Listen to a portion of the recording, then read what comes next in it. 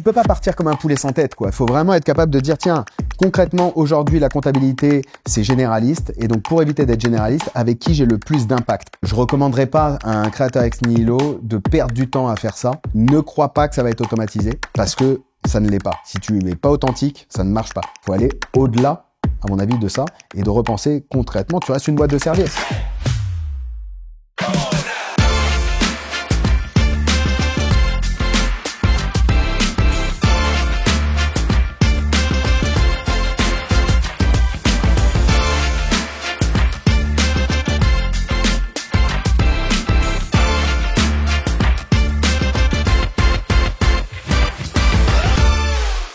Bonjour Alexis. Salut Florian. Je suis ravi d'être chez toi, dans tes locaux. Mais bienvenue, merci d'être venu. Et aujourd'hui, on va parler de marketing. C'est notre dada. Ouais. On va faire un challenge. En fait, on va se prendre un petit budget, 5 000, 15 et 30 000 et voir ce qu'on est possible de faire sur une année. Allez, vas-y, c'est parti, on va rigoler. Allez, au début déjà, est-ce que tu peux te présenter rapidement? Bien sûr, je m'appelle Alexis Lama, ça fait un peu plus de 10 ans, même ça fait plus de 10 ans maintenant que je travaille avec les experts comptables, j'ai fait le DCG, DSCG. Avant ça, j'avais fait une école de commerce et depuis 6 ans maintenant, j'ai créé Booster Digital, qui est un cabinet de conseil agence digitale dédié aux experts comptables. Et le but, en fait, c'est d'accompagner les cabinets dans leur transformation pour les aider à se développer plus sereinement, croître et en fait atteindre leurs objectifs. Et donc avec une grosse partie à la fois stratégie et à la fois marketing, à la fois business. Et à côté de ça, j'ai un podcast qui s'appelle l'Accounting Business Club, qui est disponible comme le tien sur toutes les plateformes de streaming, dans lequel on discute business avec à la fois des experts comptables, à la fois des éditeurs. Maintenant, on ouvre une partie sur cette saison internationale. Voilà quoi, l'idée c'est de pouvoir aider les experts comptables à rayonner au maximum et être heureux, et de telle sorte à ce que le métier d'expert comptable soit le plus beau métier du monde. Je vous le conseille d'aller le voir, il a une chaîne YouTube et tu as quand même eu le GOT, donc ce qu'on appelle le GOT, c'est son prénom, j'ai plus le nom. Scotty, qui est un expert comptable aux États-Unis et qui vraiment donne des super mindsets, donc allez le voir. Ouais, et oui, c'est vrai qu'il y a une chaîne YouTube. Merci de la promo pour la chaîne YouTube. Et d'ici là, en plus, il y aura Ron Baker aussi. On aura diffusé l'épisode de Ron Baker, qui est le GOT du GOT, pour le coup, qui est vraiment, alors là, on n'est pas dans l'objet du jour, tu vois, mais dans la discussion, on est venu parler un peu de tout ce qui va être, tu sais, en matière de prix, parce qu'on sait que dans les cabinets d'expertise comptable, le prix est un vrai sujet. Comment tu fais ton prix?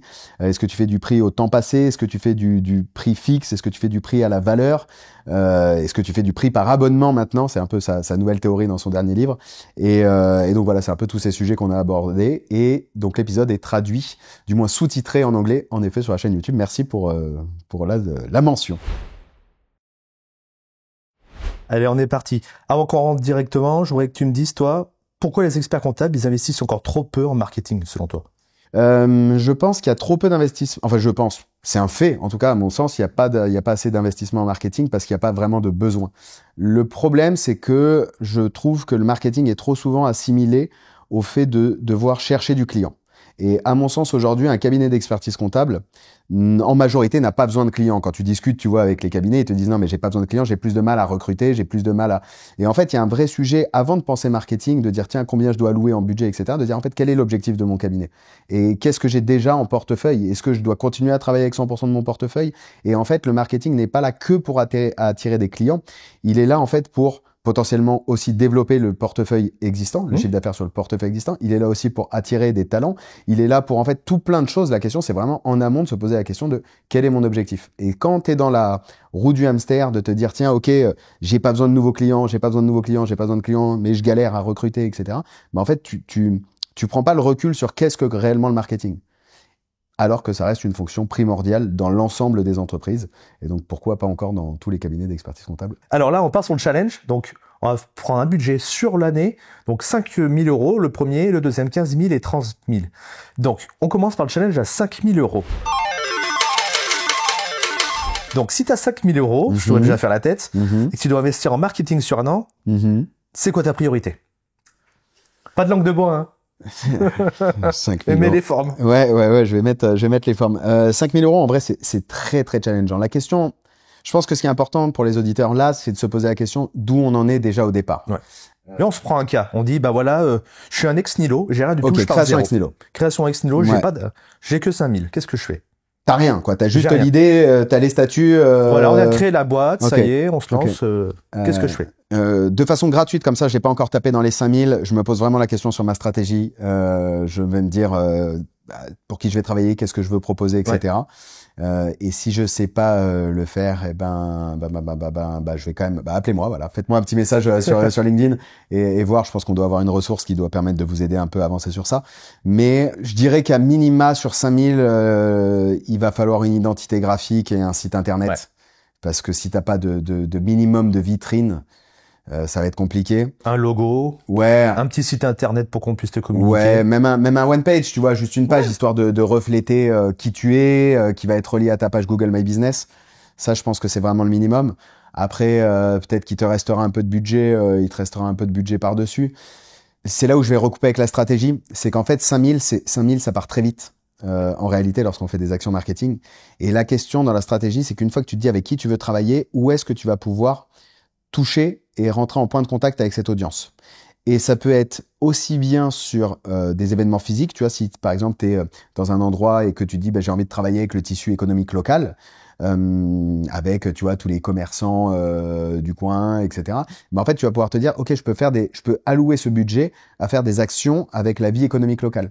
Si à contrario, tu vas te dire tiens, je vais bosser avec un peu tout le monde. Du e-commerce, on va dire sur toute la France. Ouais, et alors e-commerce sur toute la France, c'est compliqué. On peut prendre ça, mais en fait, le problème, c'est que si tu me dis e-commerce sur toute la France, que tu as 5000 balles de budget, que tu as mis la création de l'identité graphique, que tu as mis le site internet, il va rien te rester. Parce qu'en fait, je t'aurais dit oui, tu vas faire du méta, tu vas faire du social ads, par exemple. C'est-à-dire, tu vas faire de la pub sur Meta, pub sur TikTok, pub sur Facebook, enfin Facebook, Instagram, potentiellement pub sur X. Mais en soi, je vais te dire honnêtement, tu vas perdre tellement de temps à comprendre comment tu set up bien une campagne, comment tu crées les bons visuels, comment tu crées les bons messages. Pour répondre. Ouais, et puis est-ce que tu as le CRM qui est branché sur ton... En fait, si tu veux, il y a tellement de trucs qui rentrent en compte quand tu vas te lancer sur une campagne ads que je recommanderais pas à un créateur ex nihilo de perdre du temps à faire ça, mais plutôt de dire ok, je vais réfléchir à mon tissu local si j'ai du tissu local. Qu'est-ce que je peux faire? Quels sont les débuts d'action? Un beau site. Et quitte à prendre, tu vois, du temps, 5000 €, tu vois, je te dirais quitte à prendre du temps pour communiquer sur LinkedIn. Tu vois, mets-toi sur... Si ton audience est sur LinkedIn, parce que sur les e-commerçants, à la limite, c'est un peu moins sur LinkedIn, mais communique, prends-toi la parole. Ce temps, passe-le toi sur du temps d'investissement pour prendre la parole sur les réseaux sociaux. D'accord avec toi. Partir sur 5000 € déjà.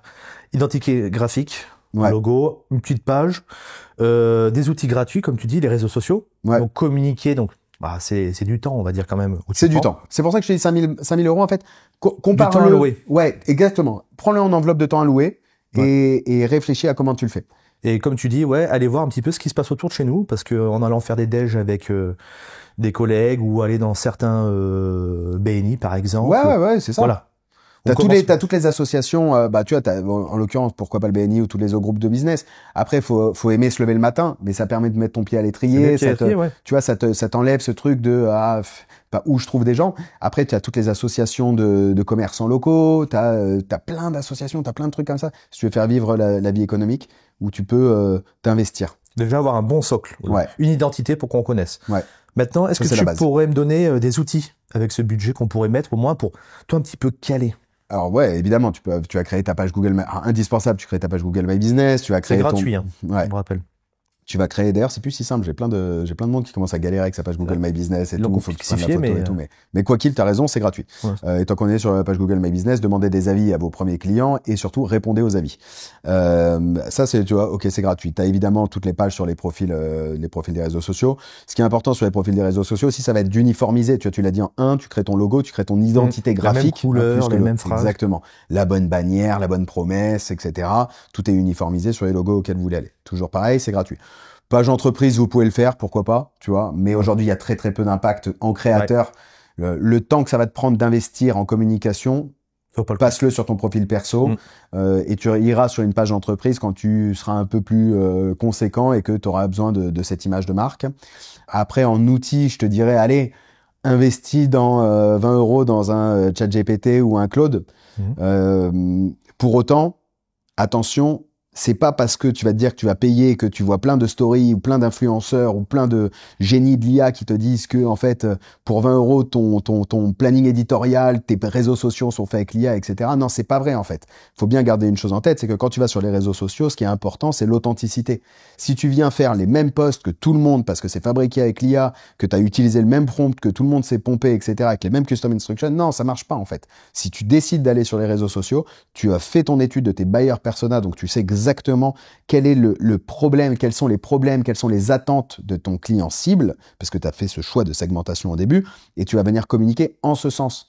Et donc, tu vas prendre le temps. Tu vas pouvoir utiliser, c'est pour ça que je dis, tu vas mettre 20 balles dans un ChatGPT, 20 balles dans un Claude, 20 balles dans un, ou 10 balles dans un Canva pour que ce soit plus joli. Mais ne crois pas que ça va être automatisé, parce que ça ne l'est pas. Si tu n'es pas authentique, ça ne marche pas. Tu produis au début, tu fais optimiser par l'IA, pourquoi pas, mais n'attends pas à ce que ce soit Claude et ChatGPT qui te fassent tous tes posts. Et tant que j'y suis, ne sois pas impatient.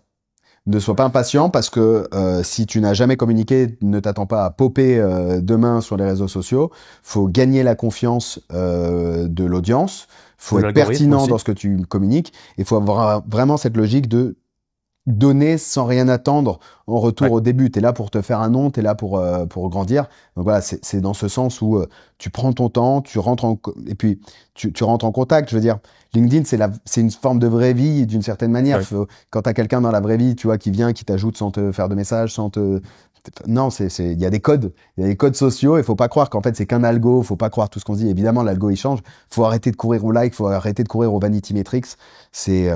Sois sincère, sois transparent, utilise les IA, donc les outils 20 balles, tu mets une enveloppe de 60 ou 100 balles par mois d'outils, et comme ça te fait ton budget, tu as déjà 1200 balles d'outils dans l'année. On est pas mal. Et là, ça te permet d'avancer. Après, tu peux, pourquoi pas, rajouter un outil de newsletter, tu vois, un Mailchimp, un Brevo, qui te permet... Brevo, tu as une version gratuite déjà, qui te permet de faire des...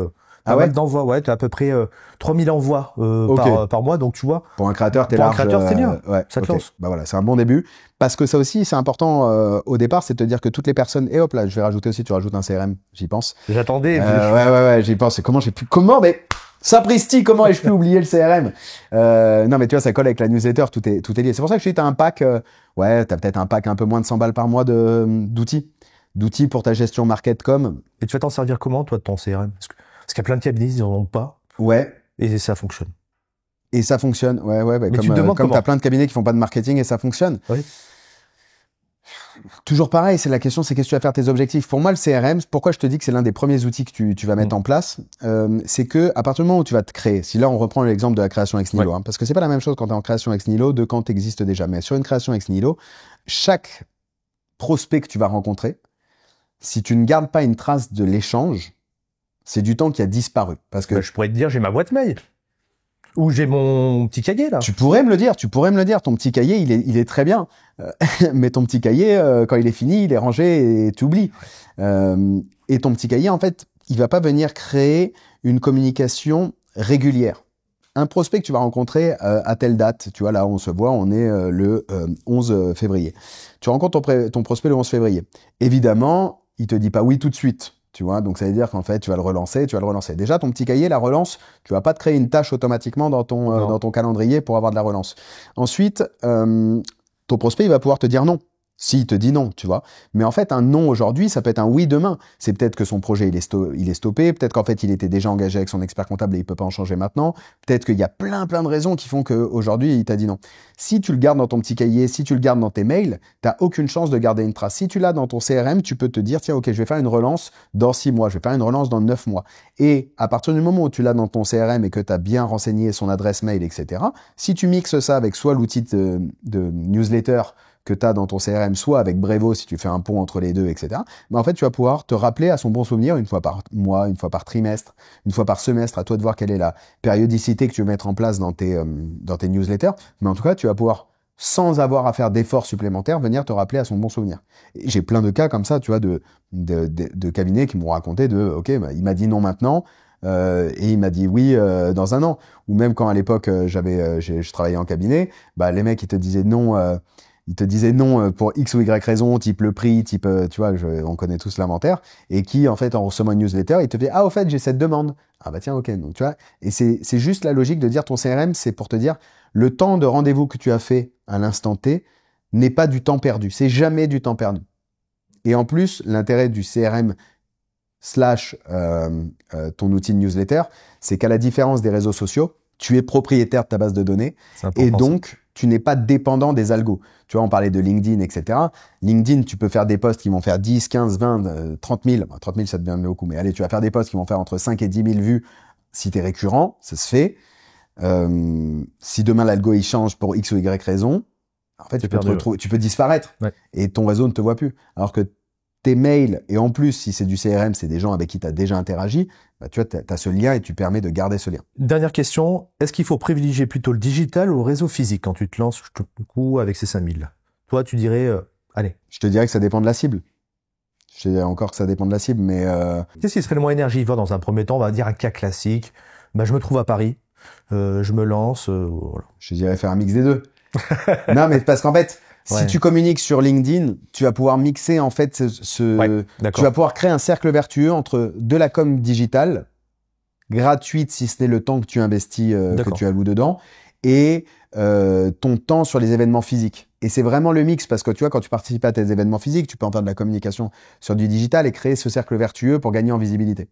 Qu'est-ce que t'en penses quand on dit souvent, c'est vrai que j'aille au congrès ou j'aille dans les réunions, ça sert à rien à part serrer la main. Je pense que c'est une grave erreur. En fait, si tu prends c'est deux choses. Alors, c'est deux choses différentes. Si tu vas dans des réunions business, c'est vrai qu'il y a un peu ce côté networking et quand t'aimes pas le networking, ça demande un effort. Pour autant, si tu vas dans ces réunions business avec un objectif précis, qui est de te dire, tiens, si t'aimes pas le networking et tu dis, j'y vais, je dois sortir de ma zone de confort, je dois parler avec 3, 4, 5 personnes différentes. Déjà, tu vas t'entraîner à sortir de ta zone de confort, à te mettre dans une posture commerciale. C'est déjà un bon début, tu vois. Donc, tu vois plus ça comme une galère, tu vois plus ça comme un investissement pour te développer toi-même. Ça, c'est déjà un point qui est de dire, tu changes, tu vois, ton état d'esprit du j'y vais pour serrer des mains. Non, c'est pas grave. Tu vas pour te développer ton sens commercial avec un objectif précis. Idem si tu vas participer à d'autres salons. Pour ce qui est du congrès, pour moi, le congrès, c'est de la formidable. Le congrès, les UE de Paris, tu vois, ce type d'événement, de la profession. C'est quand même un extraordinaire moment pour venir échanger avec des confrères. Et en fait, ce qui s'y passe, c'est tous ces à côté. C'est le réseau que tu vas faire à côté, c'est les échanges informels que tu vas pouvoir avoir. Et ça, je trouve que ça vient t'enrichir dans ta pratique quotidienne. Et rien que pour ça, en fait, parce que les gens qui viennent au congrès, c'est les gens qui partagent le même business que toi, qui ont les mêmes problèmes que toi, qui ont les mêmes centres d'intérêt que toi, qui avancent potentiellement à la même vitesse, à des vitesses différentes, etc. Et en fait, tu vas venir créer ce moment d'intelligence collective qui fait que tu vas faire avancer ta propre activité. Par contre, si tu y vas et que tu prévois rien après, ça peut être une sensation un peu volatile, parce que tu dis, ah ok, j'ai entendu, etc. Et donc, tu vois, sur ça, à participer au congrès, à participer à des réunions comme ça ensemble, c'est vraiment important de venir se prévoir du temps au retour pour implémenter, peut-être pas tout, mais à minima 1 à 2 actions qu'on a entendues, et le planifier, tu vois. Et si c'est pas toi en tant qu'expert comptable qui le fait, bah c'est avec qui de ton équipe tu vas planifier pour que ce que tu as entendu ne reste pas qu'une une parole en l'air, quoi.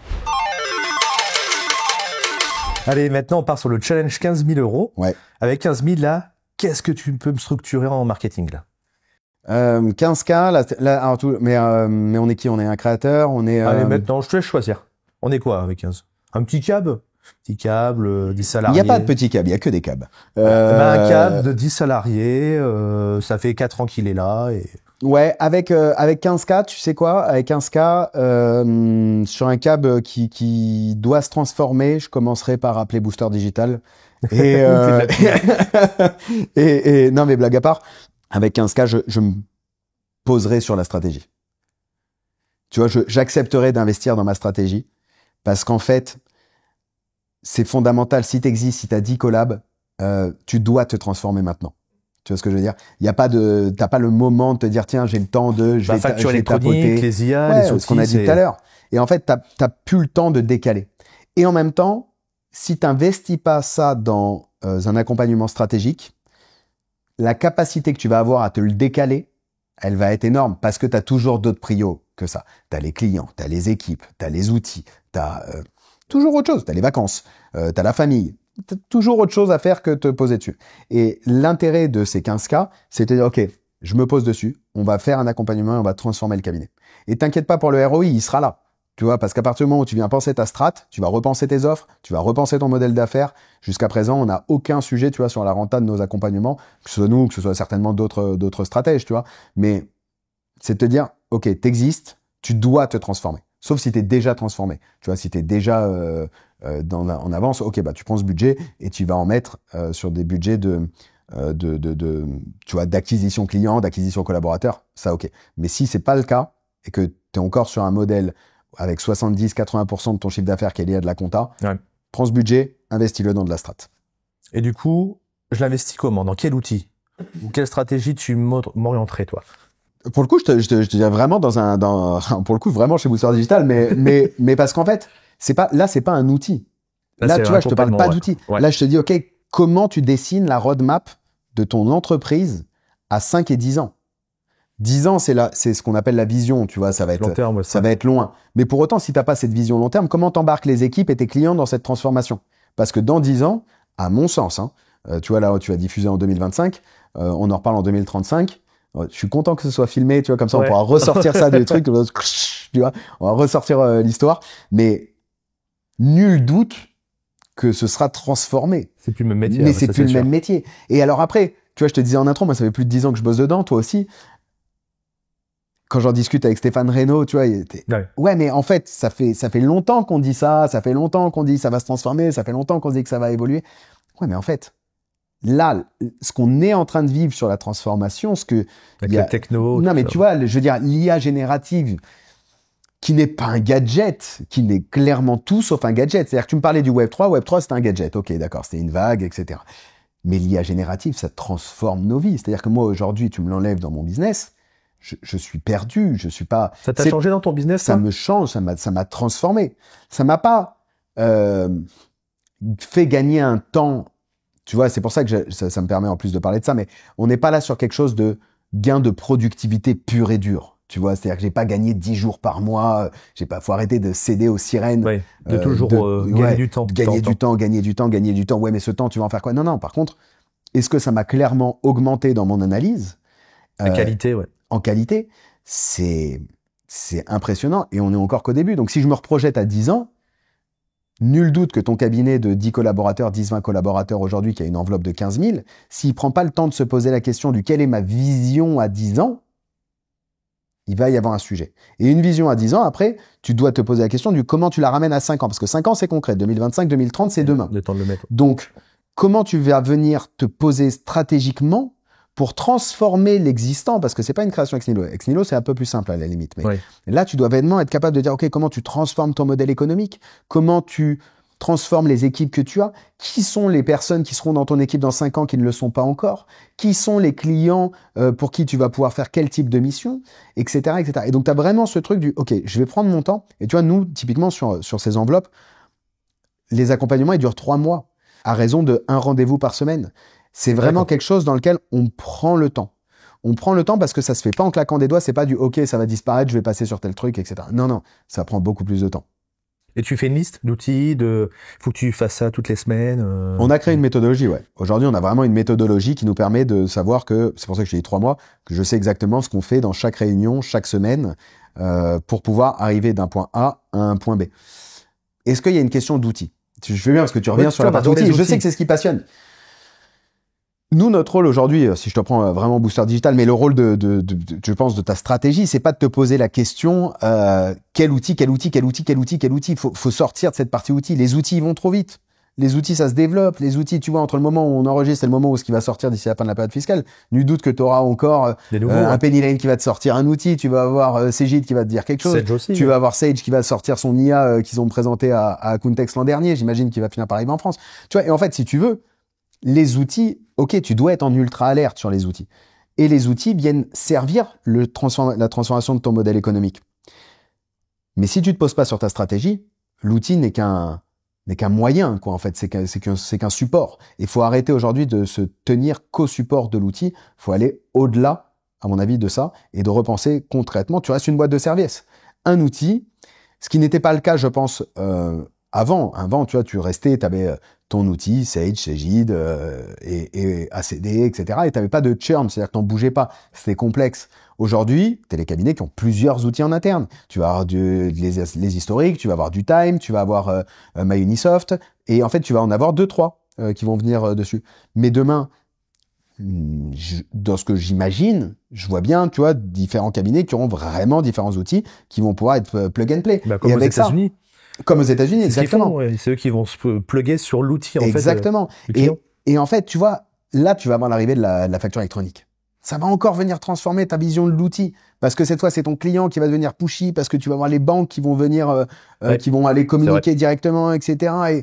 Et donc, si tu restes que focus sur outil, ça semble trop restrictif par rapport au plan, tu vois, par rapport à ce que tu peux imaginer comme dire. C'est sûr que les outils, c'est fondamental, parce que c'est le cœur de ton réacteur, et que c'est comme ça que tu fais tourner la boutique. Mais si tu te poses pas les questions stratégiques de comment tu veux y aller, quelles sont tes offres, quel est le plan d'action que tu vas mettre en place, quelle est l'équipe que tu vas vouloir avoir, c'est compliqué. De retravailler du coup les offres, voir un petit peu sur l'organisation, comment on peut un peu automatiser peut-être. Ouais, tu vas voir ça, ouais. Voir aussi comment on peut augmenter le panier moyen de nos clients pour qu'ils sont satisfaits. Ouais, ça colle avec tes offres. Comment tu transformes ton modèle économique, comment, qui le fait en interne, quel est aussi ton positionnement. On vient se poser la question du positionnement, toujours pareil, hein, parce que le côté généraliste peut atteindre ses limites. J'ai une question du coup, est-ce que avec ces 15 000, il faut mieux équilibrer un petit peu en mettant un peu de publicité, parce que j'ai un petit peu développé quand même, on sait jamais, une partie contenu pour satisfaire mes clients et essayer de trouver des nouvelles missions, et notre partie réseau. Ou est-ce que toi tu dirais, bon à 15 000, tu peux pas mettre tous tes œufs dans le même panier? Non, tu mets pas tous tes œufs dans le même panier. Franchement, à un moment, faut trancher, tu vois, faut être capable d'investir, parce que, toujours pareil, si tu as 15 000, et que tu mets 1000 par là, 1000 par là, 1000 par là, 1000 par là, 1000 en pub, 1500 en pub, 1000 en production de contenu. En fait, c'est pas assez pour obtenir du résultat. Prends 15 000, mets-le dans ta strat, investis, pose-toi. Ton ROI sera en N1, nul doute, parce que tu vas repenser ton modèle économique. Donc, si tu veux, les 15 000, tu vas les retrouver assez rapidement. Et puis, si c'est pas sur les offres, ça va être sur comment tu recrutes les talents, etc. Donc, ça te fera toujours économiser un cabinet de recrutement. Donc, tu vois, je suis pas inquiet sur le ROI que tu vas retrouver sur les 15 000. Mais juste, accepte d'investir et vas-y, passe du temps, concentre-toi sur ça, parce que si tu saupoudres 1000, en fait, il se passera rien. On va sur le challenge à 30 000 euros. Allez. Donc, là, ça va être mieux. Donc, avec 30 000 euros, quel accent marketing tu vas mettre, toi, dans ton cabinet? Et choisis un cabinet, pareil, comme tu veux, on dirait un cabinet... Ouais, non, mais on peut rester, tu vois, sur ton idée du 10-20 collab, 10-20 collab. Là, ce qui va être intéressant, c'est que déjà, tu as cette première phase des 15 000 qui est partie dans la strat. Alors, je dis 15, ça peut être un peu moins, hein, ça peut être entre 10 et... Grosso modo, ça va être entre 10 et 15. Mais au moins, t'es clair, là. Au moins, t'as une bonne... Au moins, tu sais exactement. Où tu vas. Tu sais ce que tu as à date. T'as l'audit de ce que tu as à date. 360, audit de tes offres, audit de ton marketing, audit de ta communication, tu vois, t'as audit de ton portefeuille. Tu as vraiment une vision de, tu sais où tu es, tu sais où tu veux aller dans 10 ans, tu connais ton plan précisément de ce que tu vas faire l'année suivante pour te mettre dans les rails ou sur la rampe de lancement, puisque je suis plutôt en train de te dessiner une rampe de lancement, de où tu vas amener ton cabinet au moins à N+1. Ok, donc ça déjà, tu sais. Partie de ça, une fois que tu as ton audit, bah, tu vas déjà avoir tes recos vers quoi tu dois aller allouer ton nouveau budget. Est-ce que ton site, tu dois le refaire, pas le refaire? Est-ce que par rapport à la cible client que tu as décidé stratégiquement de développer ton portefeuille sur de l'existant? Auquel cas, bah, quelles sont les actions market-com que tu vas pouvoir faire sur ton portefeuille existant pour aller leur proposer des missions complémentaires? Est-ce que tu vas créer des partenariats? Les partenariats aussi, ça peut être un investissement. Est-ce que tu vas, là, à l'inverse, avoir une stratégie d'acquisition client parce que tu as mis en place des process de production où tu vas chercher du volume? Et dans ce cas-là, tu vas prendre une enveloppe budgétaire que tu vas mettre dans du social ads. Est-ce que tu vas mettre du Google Ads? Toujours pareil, la question c'est, pour moi, tu as ces premiers 15 000 qui vont grosso modo, hein, partir dans de la strat. Ouais, c'est ta fondation de maison. C'est ta fondation, exactement. Tu repars sur des bonnes bases, avec un plan très précis. Hein, encore une fois, c'est vraiment te dire, t'es pas là sur un PowerPoint qui reste dans un tiroir, quoi. T'es vraiment sur quelque chose qui est cette pragmatique. Semaine, je fais ça. Exactement, ouais. Sur des plans à 90 jours, comme ça, t'analyses ça au trimestre et t'es sûr d'avancer. C'est pour ça qu'aujourd'hui, tu vois, si je te prends chez nous, t'as pas de, il y a pas de. Pas de PowerPoint. Déjà, il y a pas de PowerPoint, c'est clair. Mais il y a pas de, je veux dire, tous nos clients aujourd'hui atteignent ou dépassent leurs objectifs parce qu'en fait, il y a ce truc où c'est très factuel. Tel trimestre, tu dois avoir atteint ça comme objectif. Ok, si c'est pas atteint, pourquoi? Mais c'est marqué, tu vois, c'est analysé. Et en fait, je te dirais donc sur ton enveloppe à 30, tu as ces 15 qui vont être alloués là. Et puis après, tu vas avoir l'enveloppe de 15 qui sera allouée en fonction de ce que tu auras décidé dans ta stratégie. Et si, en fait, c'est pour ça que ton exercice, il est complexe d'une certaine manière, ou alors il faudrait réfléchir à allouer. On pourrait, tu vois, en te le disant là, je me dis, on pourrait s'amuser un jour à faire un live ensemble en mode Q&A, en mode venez, dites-nous votre cas, on prend 5 cas et on se le découpe en direct. Mais parce que dans l'énoncé, moi je pars d'un principe, tu vois, où faut personnaliser. Ouais, en fait, c'est que là dans ton énoncé, je me dis tiens, OK, je vois le cabinet de 10-20 collaborateurs qui a le strict minimum, tu vois, le site qui a été fait il y a 5-7 ans, qui a le strict minimum, mais qui sait qu'il doit se transformer et donc qui doit évoluer. Et donc en fait, c'est pour ça que je te passe toujours par la phase strat d'investissement au début, et après la poche qui reste, nul doute qu'on trouvera comment la dépenser, mais toujours pareil, c'est pas la dépenser pour de la dépenser, c'est de la dépenser avec un indicateur. L'avantage quand tu vas faire du marketing digital, c'est que tout est quand même traçable. Quand bien même tu voudrais que de la notoriété, tu pourrais être capable de tracer que de la notoriété par rapport là je recoupe par rapport au Vanity Metrics que tu avais tout à l'heure, mais voilà, c'est vraiment d'être capable de se dire quels sont mes objectifs, qui sont mes cibles, et après, quelle est l'enveloppe de budget que je peux mettre. 15 000, ça commence à être cool. Ce que j'allais te dire. Allez, je te donne 15 000, et j'aimerais développer des nouvelles missions en interne pour augmenter, toi, mon portefeuille. Ouais. Qu'est-ce qu'on fait? Ah, intéressant. 15 000 sur de la mission interne. Ouais, en donc disant, on va essayer de nouvelles missions pour mon client, apporter du contrôle de G, par exemple, gestion patrimoniale, enfin. Waouh, ok. Là, ce que tu peux faire, potentiellement, tu vois, à chaud, je te dirais que, donc, tu as fait ton analyse de portefeuille. Donc, tu l'as déjà segmenté. Donc, tu sais potentiellement si on va reprendre la gestion de patrimoine. J'ai mon petit CRM, j'ai regardé qui dépense le plus, qu'est-ce qu'ils ont comme mission. Ouais, tu l'as bossé.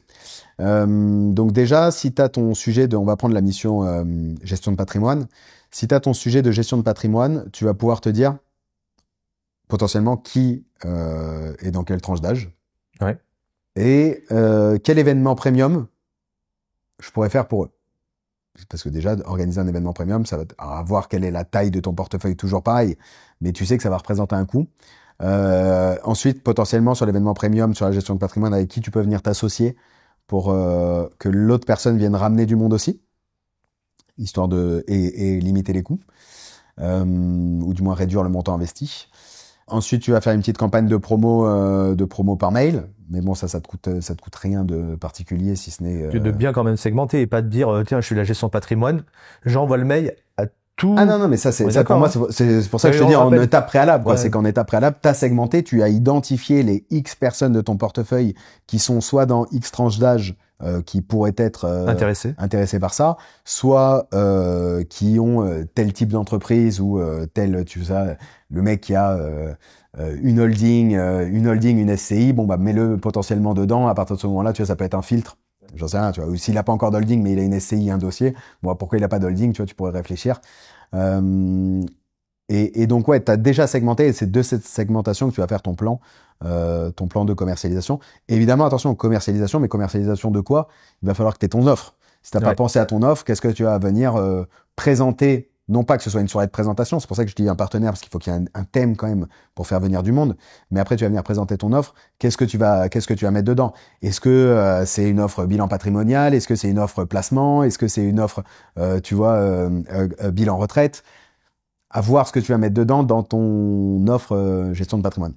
Et après, tu le suis, ça, derrière. Et après, tu le suis dans ton CRM. Tu vas venir traquer, OK, qui était présent, déjà qui a ouvert les mails, qui était présent, à qui on a fait une proposition, etc. Comme ça, tu vas pouvoir suivre le ROI de ta promotion d'action. C'est déjà pas mal. En plus, ça, tu peux le faire de manière récurrente. On va dire 3 fois par an. sur une petite thématique pour voir ce que ça donne. Alors après, là, tu arrives dans cette logique de stratégie commerciale. Et en effet, une fois que tu as fait ça, pour cet exemple de la gestion de patrimoine, mais tu pourrais faire la même chose sur la mission, si c'est pas dans tes offres déjà de base, mais tu vois, la mission établissement de budgétaire.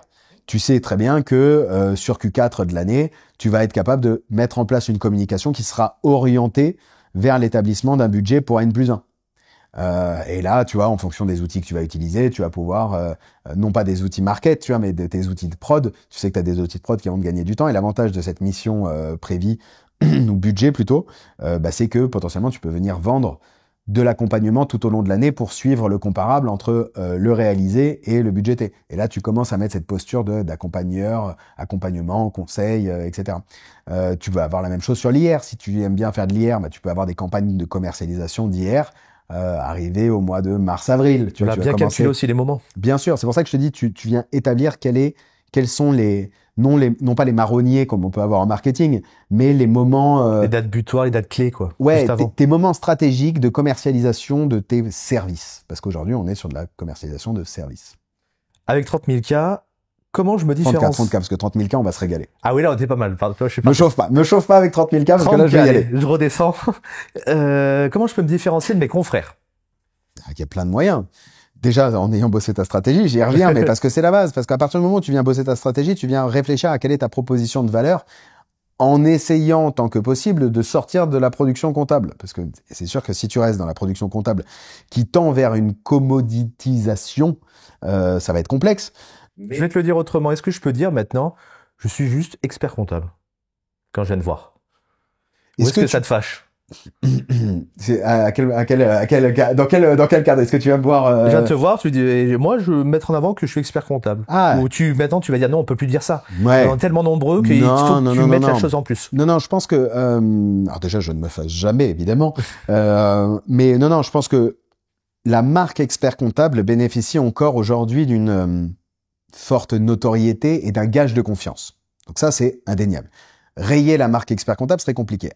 Et en même temps, franchement, pour discuter avec certains entrepreneurs assez régulièrement qui cherchent des experts comptables, ça a aussi une connotation très « Ok, vous faites tous la même chose, c'est clic-bouton, j'utilise X outils, ça le fait tout seul, etc., etc. » Donc, il y a quand même un danger, en effet, à rester que sur la marque expert comptable. D'où ta question, j'imagine, de comment je fais pour me différencier. Ouais. Je bosse ma proposition de valeur, j'affine mon message, tu vois, que je veux véhiculer, propre à la segmentation de clients avec laquelle j'aime travailler. Tu vois, on recoupe un peu tout ce qu'on disait tout à l'heure, quoi. Si demain, je suis expert comptable et que j'ai une verticale qui est très liée aux agences de com, tu vois, je vais me différencier, je peux devenir l'expert comptable des agences de com. Et il existe de tout dans les agences de com. Donc, tu pourrais même aller plus profondément dans la segmentation. Je suis l'expert comptable des agences de com qui font entre 1 et 5 millions. Parce qu'entre 1 et 5 millions, tu vis des phases d'entreprise où tu sais que si tu es l'expert comptable de cette tranche de chiffre d'affaires, tu vas pouvoir devancer, tu vois, les questions sont pas les mêmes. Ouais, les questions sont pas les mêmes. Et surtout, en fait, tu vas pouvoir devancer les étapes que ton client va vivre. Et donc, tu seras à ce moment-là totalement irremplaçable pour lui. Et tu es au-delà de l'expert comptable. Ça, tu vois, c'est une posture qui est, à mon avis, importante de venir faire. Et donc, ton histoire de le budget des 30K, il va te servir à appuyer ton message, à mieux faire connaître le message que tu vas vouloir véhiculer. Mais c'est avant tout une question de positionnement. On part sur la conclusion. Allez. Quelle est la clé d'une stratégie marketing réussie, peu importe le budget pour toi? C'est quoi le truc? Quelle est la... tu me pousses à me faire de la pub. Tu sais que quand tu me fais des choses comme ça, c'est terrible. On peut parler de moi si tu veux. Ou Non. Comment ça, je peux pas parler d'autres? C'est pas possible. Ça ne marche pas. Nous sommes. Non. Quelle est la clé d'une stratégie marketing réussie? Honnêtement, c'est de être bien au clair sur son objectif et de le suivre. De pas mettre le marketing comme étant, tu sais, un joujou. Ouais. Un truc où tu te dis j'y vais d'un coup et puis en fait je le laisse là. Non, en fait la clé d'une stratégie marketing réussie, c'est quand ta stratégie marketing est intégrée à ta stratégie d'entreprise, colle avec la vision que tu veux amener et touche tous les services de ta boîte, parce qu'en fait, tu vas embarquer dans ta stratégie marketing à la fois les équipes internes, à la fois les clients, à la fois les partenaires. C'est vraiment un truc sur lequel tu vas pouvoir venir embarquer l'ensemble des parties prenantes dans une vision que tu portes. Encore une fois, parce qu'on est dans un métier en pleine transformation. Et donc, tu as besoin de porter une vision et le marketing va te permettre d'appuyer cette vision. Et donc, ça doit se suivre par rapport à des objectifs et les actions que tu vas mettre en place derrière, les indicateurs et le budget derrière que tu vas mettre en place. Tu sais, en fait, une fois que tu vas comprendre que ça marche, tu vois que c'est pas du vent, bah tu t'es pragmatique. Donc en fait, tu vas te dire tiens, OK, je vois que ça marche un peu, bah je vais mettre un peu plus, puis je vais mettre un peu plus, puis en fait, je peux tester là. Ce qu'il faut bien garder en tête lorsque tu vas te lancer dedans, c'est que c'est pas une science infuse. Le tout, c'est de prendre, de tester, de mesurer et de corriger. Et je rajouterais, moi, toi, faire des choix. Et faire des choix. Faire quand même des choix clairs pour aller à fond. Ouais. Quelle est selon toi la plus grosse erreur à éviter en marketing pour un cabinet? Ne pas en faire. C'est clair. Et si un expert comptable nous écoute et hésite encore à investir en marketing, quel conseil tu vas lui donner? Tu me fais pas une pub encore pour Booster Digital? Non, parce que non. En vrai, non, la question c'est pourquoi vous hésitez en fait. La question c'est vraiment de se demander, tiens, mais pourquoi j'hésite? Pourquoi j'hésite à y aller? C'est quoi le problème profond qui m'empêche d'y aller? Est-ce que j'ai des freins à vouloir m'exposer? Est-ce que j'ai des freins à vouloir prendre la parole? Est-ce que j'ai des freins à déjà gérer mon portefeuille existant? Tu vois, en fait, avant de dire quoi que ce soit, je poserai plutôt une question et j'inviterai l'auditeur à se dire, tiens, mais en fait, pourquoi je ne veux pas faire de marketing alors qu'en tant que dirigeant d'entreprise, je sais que le marketing est une fonction indispensable parce que je le vois chez mes clients. Parce que c'est ça aussi. Prestation de service en plus. Ouais, c'est ça. Et donc du coup, bah, c'est vraiment de dire qu'est-ce qui fait qu'aujourd'hui j'ai un frein et je doute du marketing. Et à ce moment-là, en fonction de la réponse que l'auditeur sera amené à se donner, eh ben je l'invite à contacter la personne qui sera à même de lui répondre à cette question. Écoute, je te remercie. Ouais, merci à toi. Juste avant de te laisser, je voudrais faire un petit jeu pour apprendre à mieux te connaître. Donc je vais te faire 2 propositions. Tu me dis laquelle tu préfères. Alors, tu préfères ChatGPT ou Claude? Claude. Pourquoi? C'est le nom de mon père. Et donc j'ai créé un petit lien avec. Non, blague à part, on utilise, pour le coup, j'utilise les deux tous les jours. Ouais. Je trouve à date, et c'est important de préciser à date parce que tout évolue très vite, et c'est pour ça que je garde les deux et que je teste les deux. Je trouve à date que dans le système de réflexion que je mène avec, Claude me pousse plus dans mes retranchements de réflexion.